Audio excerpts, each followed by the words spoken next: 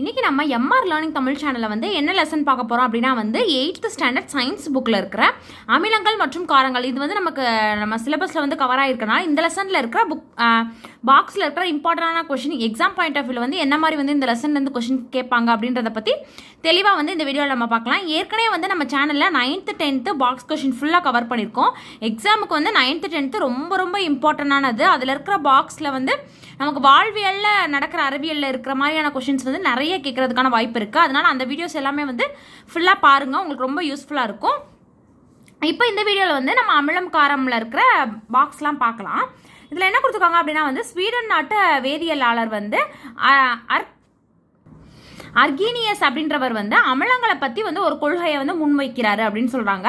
அவரோட கூற்றுப்படி அமிலம் அப்படின்றது நீர்க்கரைசலில் H+ அயனிகள் அல்லது H3O+ அயனிகளை தரும் வேதிப்பொருள் அப்படின்னு சொல்கிறாங்க. இவர் எதை பற்றின கருத்தை முன்வைக்கிறாரு அப்படின்னா வந்து அமிலத்தை பற்றின கருத்தை முன்வைக்கிறாரு. அமிலம் அப்படிங்கிறது என்ன அப்படின்னு கொடுத்து ஆப்ஷனில் கொடுத்து கேட்பாங்க.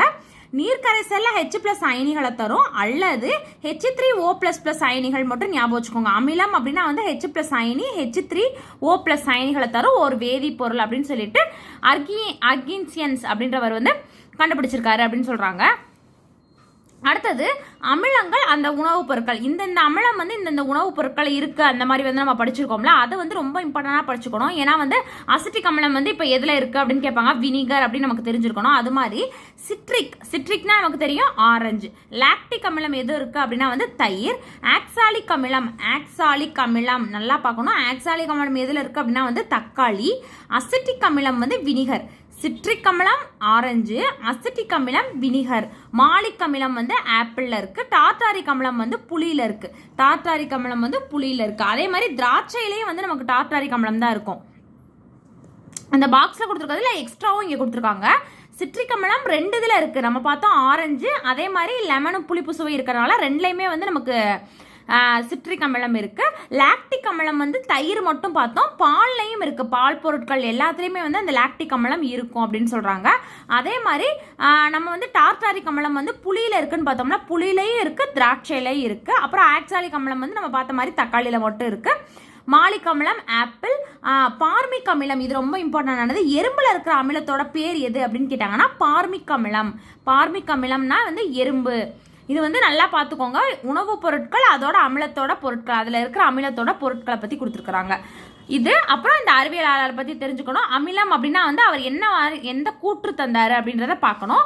அதே மாதிரி இந்த பாக்ஸில் வந்து அந்த அமிலத்தோட உணவுப் பொருட்கள் அதை வந்து பார்த்துக்கணும். அடுத்து இந்த பாக்ஸில் பாருங்க என்ன கொடுத்துருக்காங்க அப்படின்னா வந்து நமது வயிற்றில் சுரக்கும் ஹைட்ரோகுளோரிக் அமிலம் நமது வயிற்றின் உட்புறத்தை அரிப்பதால தான் நமக்கு வந்து பசி உணர்வு ஏற்படுது. இப்படி கேட்பாங்க. மனிதனுக்கு வந்து பசி உணர்வு வந்து எதனால ஏற்படுது, எந்த அமிலம் வந்து சுரக்கிறனால வந்து ஏற்படுது அப்படின்னு கேட்பாங்க. நம்ம வயிற்றில் இருக்கிற ஹைட்ரோகுளோரிக் அமிலம். இந்த ஹைட்ரோகுளோரிக் அமிலம் வந்து நம்ம வயிற்றில் சுரக்கும் போது நம்ம வயிற்றோட உட்புறத்தை வந்து அதை அரிக்கிறனால நமக்கு பசி உணர்வு வருது. அப்போ ஹைட்ரோகுளோரிக் அமிலம் வந்து சுரக்கும் அளவு வந்து அதிகரிச்சா வயிற்றுப்புண் உண்டாகும்.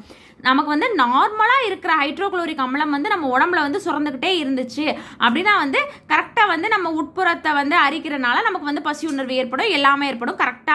கரெக்டான அளவில் சுரந்தா மட்டும்தான். அதே ஹைட்ரோகுளோரிக் அமிலம் நம்ம உடம்புல வந்து அதிகரிக்கும் போது என்ன ஆகும் அப்படின்னா வந்து வயிற்றில் வந்து நிறைய வந்து புண்கள் வந்து ஏற்படும் அப்படின்ற மாதிரி கொடுத்துருக்காங்க. பசி உணர்வை தூண்டக்கூடியது எது? ஹைட்ரோகுளோரிக் அமிலம் சரியான அளவில் இருந்தா. அதே மாதிரி நம்ம உடம்புல வந்து வயிற்று புண்ணை வந்து எதை ஏற்படுத்தும் அப்படின்னு கேட்பாங்க. அதுவும் வந்து ஹைட்ரோகுளோரிக் அமிலம் தான். அந்த ஹைட்ரோகுளோரிக் அமிலத்தோட அளவு அதிகரித்தால் இது வந்து இதில் மெயினான பாயிண்ட். இதில் என்ன பார்த்தோம்? Citric, lactic, oxalic, acetic, Malik, tartaric இதெல்லாம் பார்த்தோம். டார்டாரிக் வந்து பொதுவாக வந்து நிறைய கேட்பாங்க. புளி மற்றும் திராட்சையில இருக்கு. பார்மிக் அமிலம் வந்து எறும்புல இருக்கிற அமிலம். இந்த வீடியோவில் வந்து இந்த 3 பாக்ஸில் இருக்க கொஷின்ஸ் வந்து தெளிவாக பார்த்துருக்கோம். அடுத்த வீடியோவில் வந்து அடுத்தடுத்து இதில் நிறைய வந்து இம்பார்ட்டண்டான கொஷின்ஸ் இருக்குது, நிறைய பாக்ஸ் கொஷின் இருக்குது. அதனால அடுத்து வர வீடியோவில் வந்து நம்ம தெளிவாக பார்க்கலாம். சேனலை சப்ஸ்கிரைப் பண்ணிவிட்டு பக்கத்தில் இருக்க பெல் ஐக்கானே ப்ரெஸ் பண்ணி வச்சுக்கோங்க. டெய்லி டிஎன்பிசி சம்மந்தமான வீடியோஸ் வந்து வரும். தேங்க்யூ.